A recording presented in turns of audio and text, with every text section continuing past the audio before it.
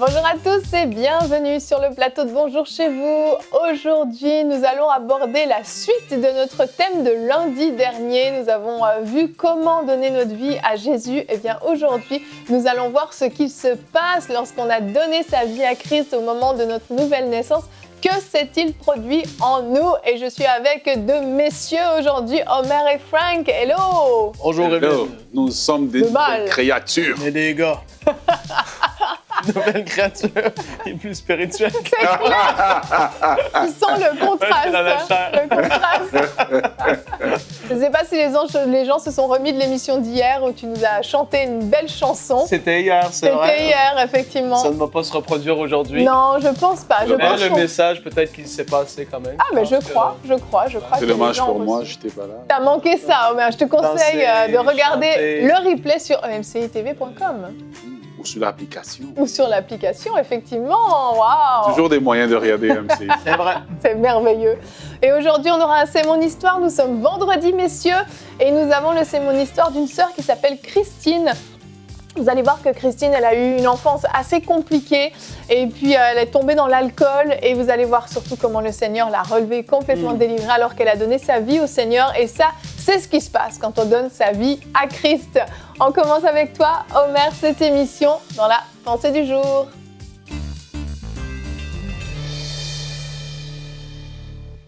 Sais-tu qu'un nouveau jour se lève pour toi, ou qu'un nouveau jour peut se lever pour toi, ou un nouveau jour s'est déjà levé pour toi? La plus belle décision et la plus importante décision que nous puissions prendre, c'est le jour où, enfin, nous prenons cette décision de dire oui au Seigneur Jésus-Christ comme notre Seigneur et Sauveur. Les femmes se préparent toute une année ou parfois toute une vie à dire oui à un homme avec lequel elles vont vivre. Mais toi, tu peux dire oui à Jésus-Christ aujourd'hui pour vivre avec lui pour l'éternité.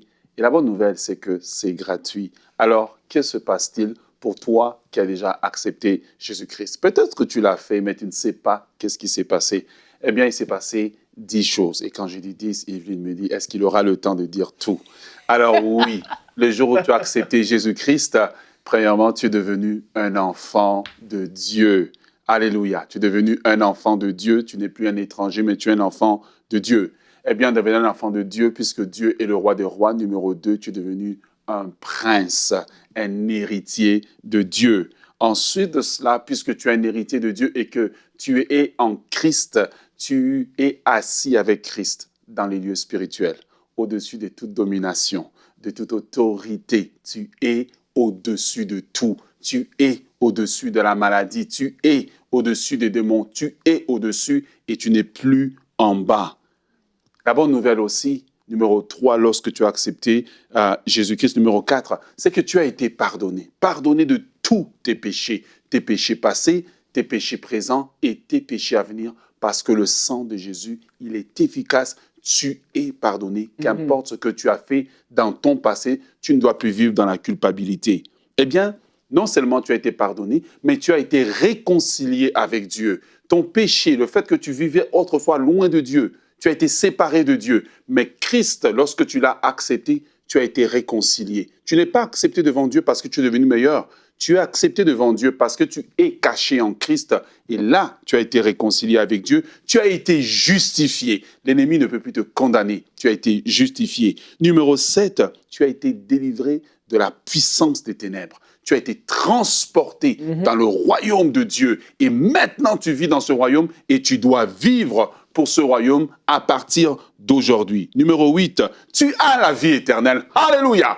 Tu as la vie éternelle. Tu as une vie indestructible. On peut détruire ton corps, on peut te torturer, on peut faire tout ce qu'on veut avec toi. Mais la vie que tu as, elle est éternelle et c'est l'éternité avec Dieu. Numéro 9, tu as l'autorité sur les démons. Tu as l'autorité sur les maladies. Parce que Jésus-Christ a dit, tout pouvoir m'a été donné.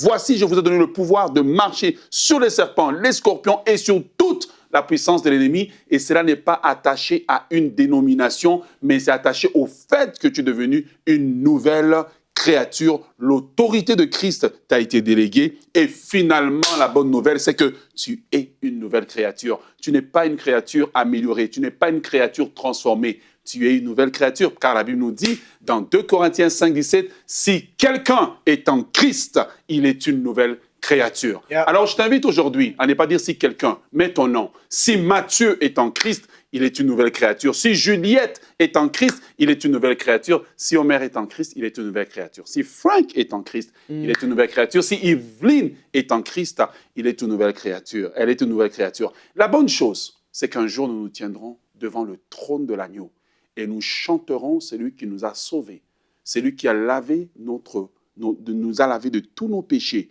Ouais. Et qui a fait de nous de nouvelles créatures. Ça, c'est le summum, le meilleur de tous les concerts dans lesquels nous allons adorer celui qui vit à jamais. Amen. J'aime le zèle avec lequel tu as apporté cette pensée parce que, en fait, on ne peut pas parler de ça avec juste des mots comme ça. Il y a une profondeur qui se cache derrière les mots. Chaque mot, chaque point que tu as apporté signifie quelque chose d'extraordinaire, en fait. C'est grandiose.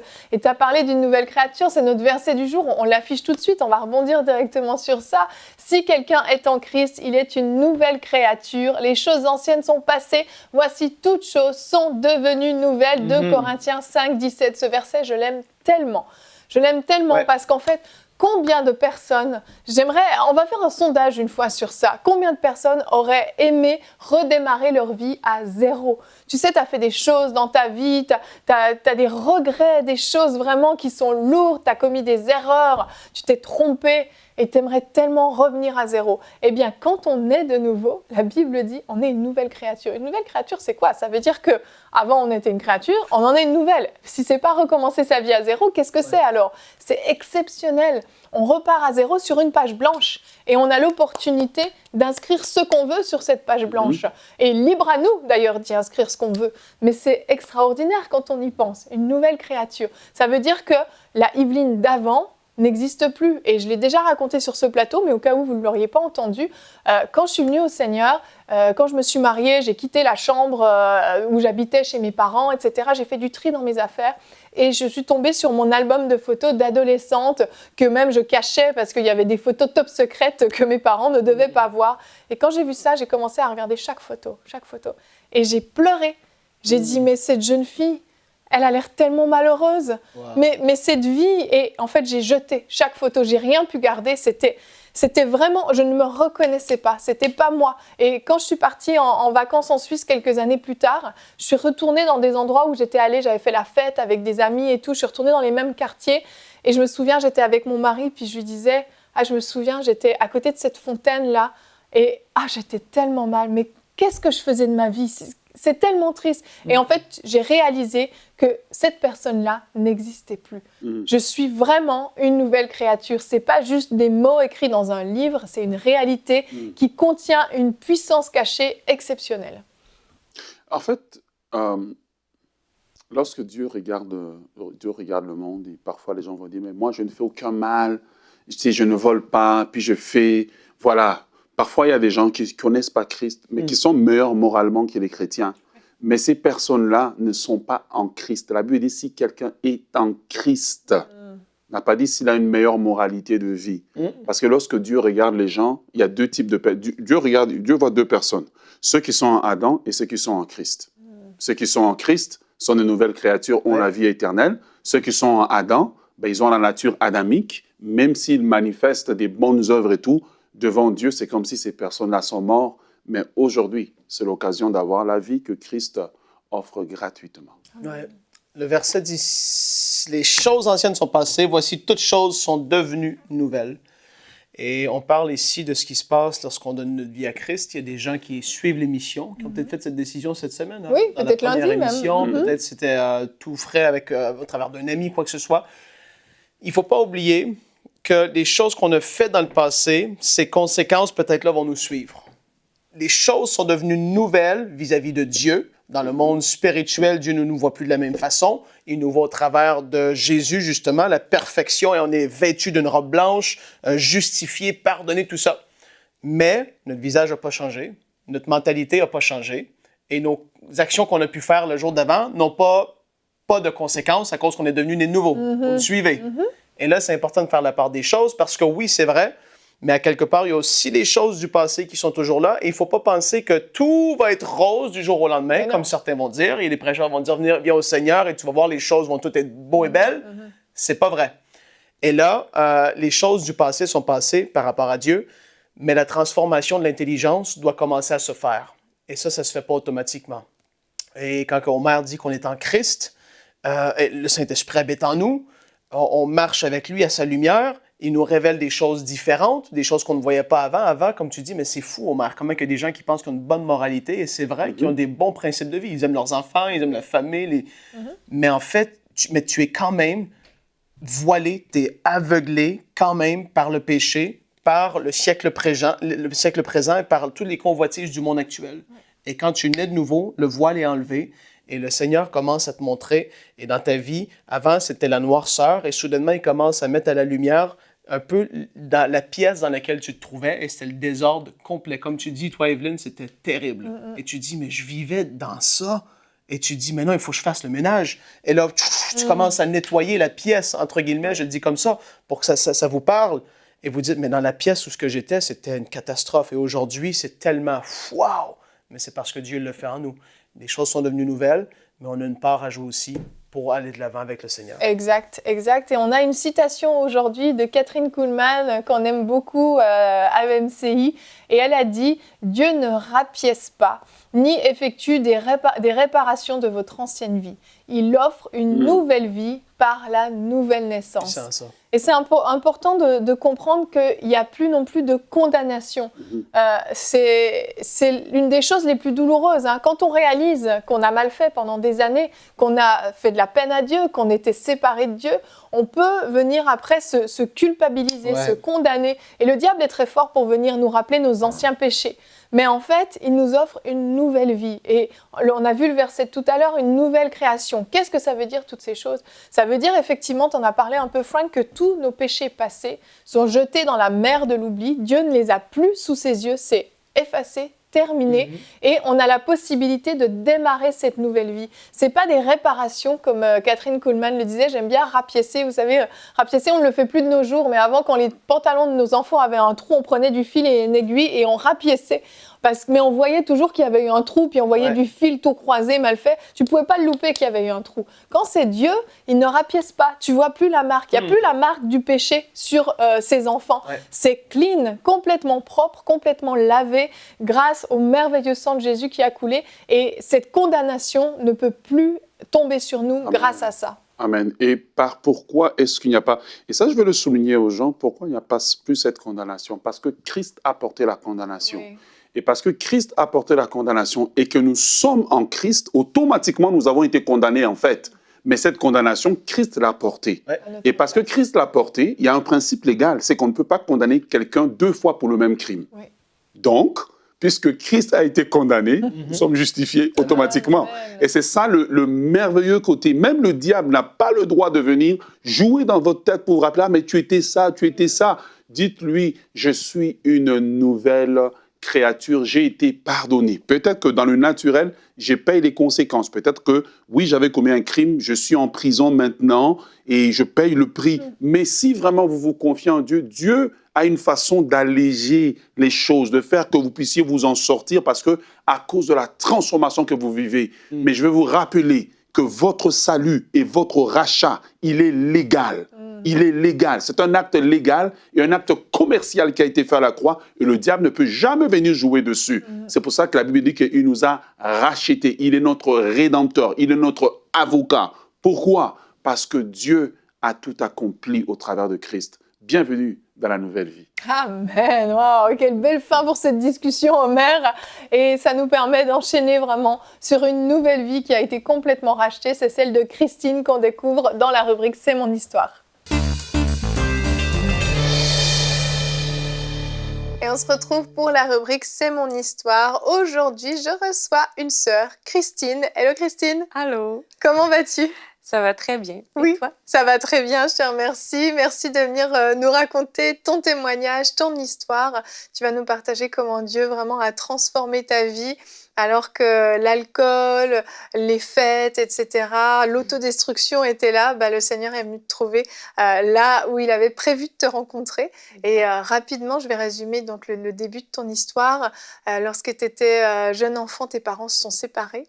Et puis, à l'adolescence, tu as été victime d'un attouchement qui, ben, forcément, t'a énormément marqué et tu as décidé de quitter la maison là où tu vivais avec ta mère pour aller vivre avec ton père. Et ça a été le début d'une descente, en fait, qui t'amenait de plus en plus loin et de plus en plus bas. C'est ça?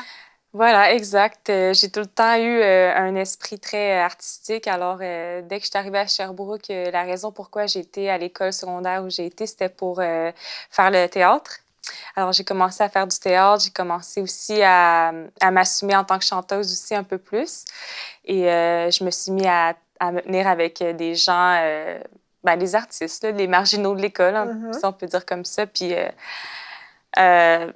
de fil en aiguille, je dirais, ben là, c'est ça, la culture de l'alcool, les fêtes, la drogue, c'est comme embarquer là-dedans. Puis sans nécessairement que je me tenais avec des mauvaises personnes, tu sais, je veux dire, j'avais vraiment du plaisir avec ces gens-là, mais comme c'était comme inévitable que j'allais dans cette voie-là. Puis, Oui, ça faisait partie, en fait, de l'ambiance de cet esprit-là ben oui, dans ce genre de soirée.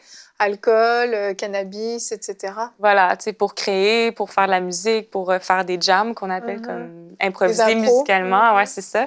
Ben là, c'est ça. Quand on était sous un effet second ou sur telle ou telle drogue, ben là, c'est sûr qu'on était plus inspiré, qu'on était plus apte à passer une nuit sans dormir et juste composer et créer. Et on était tellement bons, hein. On était si bons. On avait tellement d'imagination. On avait l'impression vraiment là, que c'était là. Puis, tu sais, les influences musicaux, tu sais, je veux dire, là, je peux en nommer plein, là, Nirvana, Amy Winehouse, bon, ben c'est des ça. gens qui sont justement dans ce milieu-là, ben finalement. Oui, Et tu te sentais comment, toi, à ce moment-là, quand tu étais dans tout ça? Tu avais l'impression d'aller mieux, puisque tu voulais fuir quelque chose, un peu? Ben, c'est sûr qu'à ce moment-là, je ne savais pas que je voulais fuir quelque chose ou juste ensevelir quelque chose qui était en dedans de moi, un vide, évidemment. Mais j'étais bien à ce moment-là. Tu sais, j'avais une belle gang d'amis que je croyais. Ben, je peux pas dire que c'était, comme je dis, c'est pas des mauvaises personnes, mais bon, on s'influençait là-dedans vraiment. J'étais la seule fille, j'étais la seule chanteuse. Fait que c'est sûr que je me sentais comme aimée et mise sur un piédestal, si on peut dire. Mais tu sais, rapidement, cette gang-là, ça l'a dégénéré, puis ça allait de plus en plus dans les drogues dures. Puis moi et mon copain, à cette époque-là, une chance qu'on était les deux ensemble parce qu'on s'est aussi influencés vers la bonne voie. À un moment donné, on a décidé d'arrêter de se tenir avec cette gang-là. Puis c'est là que j'ai commencé à étudier en musique au cégep. En 2009, là, j'avais 19 ans. Donc là, tu es retournée aux études parce que tu avais tout arrêté, les études et tout. Ouais, j'avais vraiment tu avais tout mis de côté. pris le flot, là, je pense. Et là, donc là, tu retournes aux études, tu t'es pris un appartement aussi à ce moment-là. Et tu te dis, bon, je vais ranger ma vie, mais finalement, l'alcool est toujours là, c'est ça? Ouais, mon copain avec qui j'avais recommencé l'école, il me laissait, puis c'était vraiment suite à... même si on avait délaissé la gang... le groupe d'amis, là, oui. En tout cas, genre pas saine. Ben, je continuais à consommer de l'alcool, tu sais, comme en plein milieu du jour, puis j'étais toute seule. J'ai commencé à boire toute seule, puis là, ça, vraiment, c'est là que moi, encore là, je réalisais pas, mais que c'était problématique, puis clairement, il y avait quelque chose qui clochait. Et oui, tu buvais tous les jours, à peu près? Ben, pour vrai, je pense que oui, là, c'était souvent comme la voix qui me rendait heureuse. Comme peu importe ce que j'allais prévoir dans ma journée, que ce soit faire un bon repas ou juste faire du ménage, j'étais tout le temps comme je suis prête à m'acheter une bouteille de vin ou de la bière pour accompagner ça. Mais ouais, ça faisait partie de ton quotidien. C'est ça. Puis c'est drôle, mais comme mon copain, il était comme... En tout cas, il me disait... on n'est pas drogué, on aime faire de la drogue. Tout le temps pour déculpabiliser tout ça. Exactement. Mais bref, fait que oui, j'étais vraiment... il me laissait, puis là, ça l'a juste empiré. J'ai continuer à boire tout seul, à voler de l'alcool, à perdre des jobs, perdre des amis. Je me suis fait un autre chum après ça. Puis après 3-4 ans, lui aussi m'a laissé. Fait que moi, C'est ça, c'était comme un cycle de vie qui se passait mal. Et puis, il y a eu un événement majeur dans ta vie qui a été comme un électrochoc. Oui, exact. Ça va faire 2 ans de ça. Après, c'est ça faisait 10 ans là, que je nageais dans une flaque d'eau parce que ça n'avançait pas. Là. C'est pour ça que je dis la flaque d'eau. Tu faisais du surplace dans ta vie. Ah ouais, il n'y a rien qui avançait. Puis clairement, j'avais ce boulet là, accroché à mon pied, qui était l'alcool, puis la consommation. Puis malgré tous les conseils de mes amis, de ma famille, il n'y a rien qui changeait jusqu'à temps que je me fasse arrêter en état d'ébriété par la police. C'est ça, cette journée-là, j'avais vraiment bu une quantité phénoménale d'alcool. Puis c'était vraiment comme étiré sur la journée. Fait que c'est pour ça qu'à la fin, je n'étais pas knock-out, mais que, bref, j'ai pris la voiture. Tu étais capable quand même de conduire encore, mais tu avais bu énormément. Et donc, le policier t'a fait souffler dans l'alcotest. Et oui. Et là, résultat? Résultat, c'était très haut, c'était très élevé. Ça l'a pété à 0.33. La limite, c'est 0.08, donc c'est comme 4 fois la limite. Et mon coloc, après, me dit 0.4, c'est coma éthylique. J'étais comme, oh boy. C'est ça, t'avais vraiment beaucoup, beaucoup bu ce soir-là. Oui. Et là, on te retire immédiatement ton permis de conduire. Oui, c'est ça, la justice. Là, je fais face à la justice. Je suis cotée, j'ai un dossier criminel, la grosse affaire, tu sais, comme... Dans ma tête, c'était juste bienvenue dans la vie d'adulte, là, Christine. Comme là, à cette heure, t'as plus le choix de... Il y a quelque chose là, qui cloche, puis bref. C'est ça. Fait qu'à suite à cet événement-là, la fin de semaine qui a suivi, c'était un vendredi que je me suis fait arrêter. La fin de semaine qui a suivi, j'étais vraiment... ça filait pas, j'étais en pyjama, je brouillais du noir, mais je savais qu'il fallait que j'arrête de boire puis que j'allais comme prendre tous les moyens pour m'en sortir. Puis cette fin de semaine-là, j'ai un ami qui est venu me voir, que lui a vécu ça, puis il m'a dit... Pour vrai, Christine, ton histoire d'alcool au volant, après 2-3 ans, avec les assurances, la balloune, les avocats, ton amende, c'est comme 15 000 là, que ça va te coûter. Ah là là. Toi, tu n'avais rien du tout à ce moment-là, en plus. Non, j'avais de la misère à garder 1 000 dans mon compte. Puis là, je voyais pas comment j'allais m'en sortir. Puis le lundi qui suivait, j'avais un rendez-vous chez le dentiste. Puis j'avais zéro envie d'y aller. Fallait que je me rende là à pied parce que j'avais pas d'auto. C'était en février. Ça allait me coûter de l'argent. Puis là, avec tout ce qui m'était arrivé, j'étais comme... T'as décidé d'y aller quand même, J'ai décidé d'y aller pareil. Je jugeais mes dents importantes quand même. Je sais pas qu'est-ce qui m'a poussée à aller à mon rendez-vous, mais j'y étais. Puis c'est ça, l'hygiéniste dentaire qui m'a pris en charge, elle a été super gentille. C'était juste pour un nettoyage en plus. C'était pas comme la grosse opération. Mais bref, elle me disait... Tout ce qu'elle me disait, c'était que j'avais du tartre élevé à la base des dents qui était peut-être dû à l'acidité. Donc, si j'avais une habitude de boire du café ou manger gros les oranges, puis là, j'y ai lancé comme ça, super vulnérable, ou boire gros du vin rouge. Là, elle a dit « Ah oui, le vin rouge, ça, c'est vraiment traite, c'est la pire affaire. » Je dis « Ça tombe bien, madame, parce que j'ai décidé d'arrêter de boire parce qu'il m'est arrivé un événement vendredi, puis je me suis dit plus jamais. » Puis là, je me mets à pleurer. Puis l'hygiéniste, elle fait juste me prendre dans ses bras. Elle fait juste me prendre dans ses bras, puis elle me dit « Oh, ma belle enfant, elle dit, c'est la plus belle décision que tu ne peux pas prendre. Elle dit, on a fêté le 1 an de sobriété hier soir à mon fils. Elle dit, t'as quel âge, toi? Puis là, je dis, 29 ans. Ah, comme mon fils. Puis là, est-ce que tu connais les ressources qui pourraient t'aider? Il y a un organisme à Sherbrooke qui s'appelle le Mouvement Nouveau Départ. Il y a un côté spirituel, mais je suis sûre que ça peut t'aider. Puis là, moi, à ce moment-là, j'étais juste comme, OK, genre... Je veux qu'on m'aide, quoi. Oui, puis je croyais beaucoup aux signes à ce moment-là de la vie. Puis là, pour moi, clairement, ça en était un. Fait que j'ai dit, oui, je veux y aller. Fait qu'elle me donnait les coordonnées. Elle m'a même retrouvée plus tard dans la journée sur Facebook pour m'envoyer le lien. Vraiment, vraiment fine, la dame. Wow. Et finalement, tu es allée à cet organisme? Oui, exact. J'étais allée là, puis effectivement, au début, j'ai trouvé ça un peu bizarre, comme... la prière, la louange, moi, je viens pas d'un milieu chrétien. Tu connaissais rien du tout de tout ça. Et je trouvais ça un peu bizarre, mais la deuxième fois que j'y ai été, il y a eu un chant qui s'appelait plus esclave. Je ne suis plus esclave de la peur, je suis enfant de Dieu. Puis à la fin, le monsieur faisait juste répéter, je suis enfant de Dieu, je suis enfant de Dieu. Puis là, on dirait que ça a comme résonné dans tout mon être. Puis j'étais comme, je suis enfant de Dieu. Puis je me suis mis à pleurer. Puis on dirait que comme l'amour du Père comme est venu juste me remplir. Puis justement, tout ce que j'avais vécu dans ma vie, le manque qu'il y avait eu avec mon père, le vide que ça avait créé, l'amour qui avait manqué, ben on dirait que c'est tout d'une shot, c'est comme rentré. Puis après ça, je me suis mis à aller à l'église.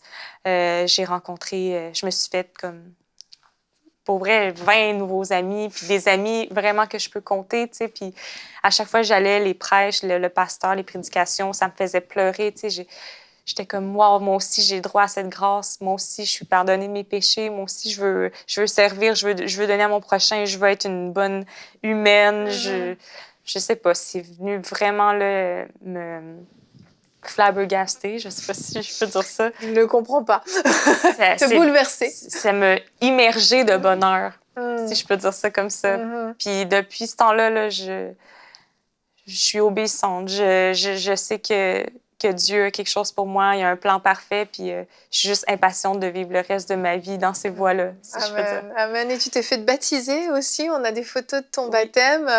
Comment ça s'est passé ce moment-là? C'était un moment précieux pour toi. Il y avait l'hygiéniste dentaire était là au baptême. Exact. En plus, elle t'a baptisé aussi. Oui, ben, c'est devenu une amie, puis son fils, c'est aussi un de mes amis aujourd'hui. J'ai vraiment, tu sais, comme... Je viens d'un milieu catholique, mais pas pratiquant. Fait que, tu sais, oui, le baptême, je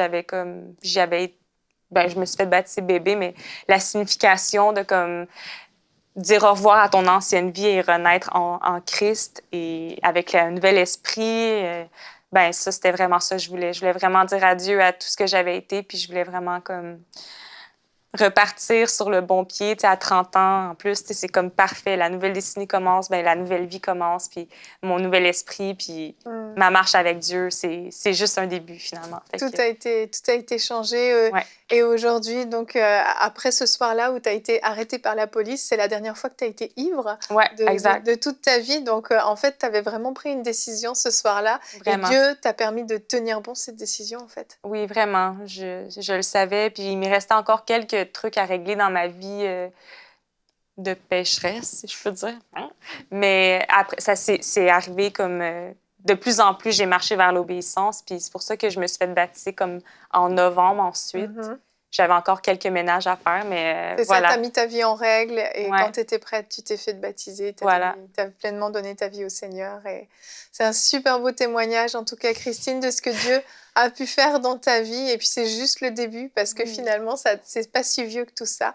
Et merci beaucoup d'être venue partager ton histoire. Ça fait plaisir. Voilà un témoignage exceptionnel de ce que Dieu peut faire. Une vie qui a l'air d'être vouée à l'échec, vouée à la destruction, mais Dieu la prend et il en fait un chef-d'œuvre. Et vraiment, j'ai eu la possibilité d'échanger avec Christine hors caméra. Et c'est vraiment une personne qui a vu sa vie changer. Et ça n'a pas de prix. Vraiment, ça n'a pas de prix. Donc, je vous encourage, si vous voulez faire cette même démarche, que vous ne l'avez pas encore fait, vous pouvez aller écouter l'émission qui s'appelle « Comment faire pour donner ma vie à Jésus ». Vous pouvez la retrouver facilement en la cherchant sur YouTube ou sur le site emcitv.com. Merci à tous de nous avoir suivis. Soyez bénis et je vous souhaite un très très bon week-end. On se retrouve la semaine prochaine. Allez, bonjour chez vous.